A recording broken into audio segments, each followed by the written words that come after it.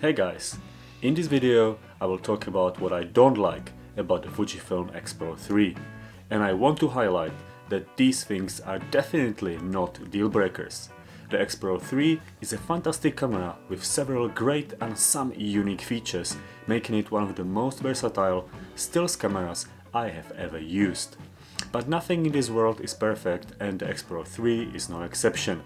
And so I feel it is only fair to list the main issues I have discovered over the year I've been using it.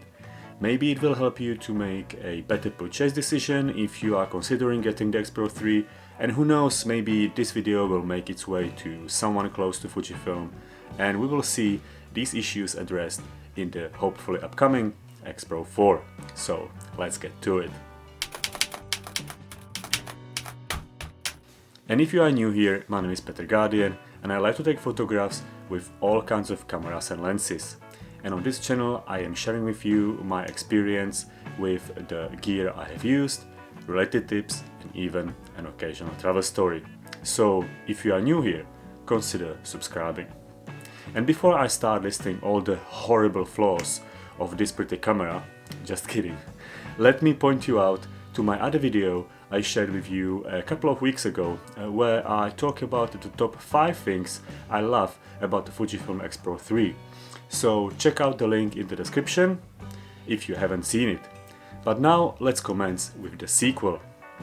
All the imperfections I will be talking about here are hardware related, and I know I spoke about a good build quality of the X-Pro 3 before, but every now and then I do notice this hollow feeling of the camera body, like if the lighter weight didn't correspond to the size of the camera body.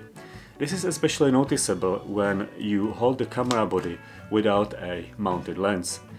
Is this by design or to make the camera easier to carry, or is it the materials Fujifilm have used to make the X-Pro 3? I would certainly not mind if the camera was 100 or 200 grams heavier, if it would give me that solid heft to my hands when I'm holding it. Heavier cameras are also good for stability at lower shutter speeds, especially when there is no IBIS.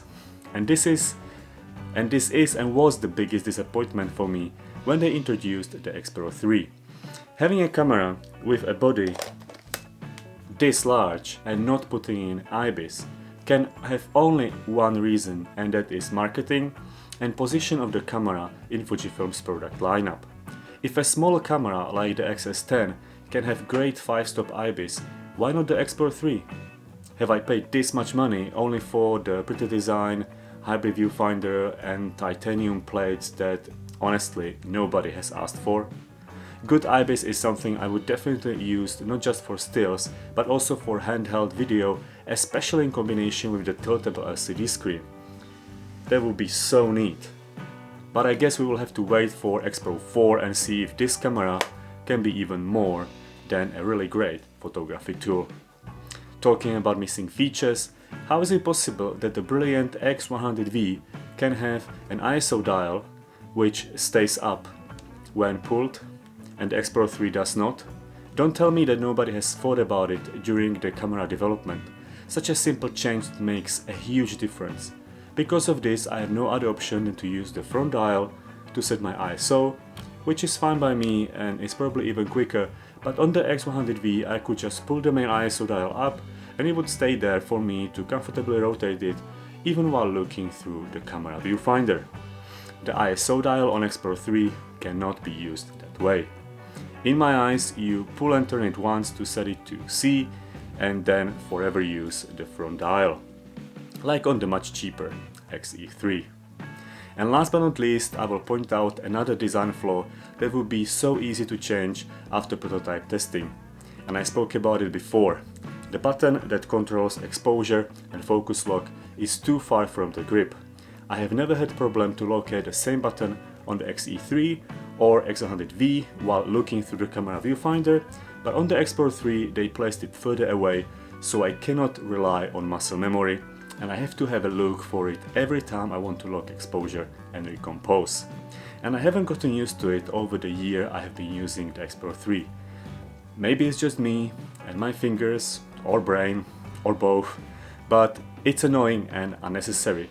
So Fujifilm people, if you are seeing this, I will be happy to test a prototype of the X Pro 4 and give you my honest feedback. I even do it for free. Seriously, I will. Well, I feel like I was overly negative, because this camera just does not deserve it. It's great, I really like it. But anyway, do you find these issues to be a problem, or do you have even more to complain about? I think we need to be at least a little bit critical about the tools we use, so we can push camera manufacturers into making better and more thought through products. The things I talked about today are not nearly enough to make me not recommend the X Pro 3 to anyone interested in photography, but without these issues, the great X Pro 3 could be so much better. So please, use the comment section and share your thoughts. Some of the best tips and conversation is happening down there, so definitely share your opinion and be part of our growing community. Thank you so much for watching. Definitely don't forget to subscribe to this channel if you appreciate it. Like the video and let me know about future videos you might want to see. And remember, there are show notes in the description. Have a nice day, and I will see you with the next one. Right, and I will never become a Fujifilm X photographer.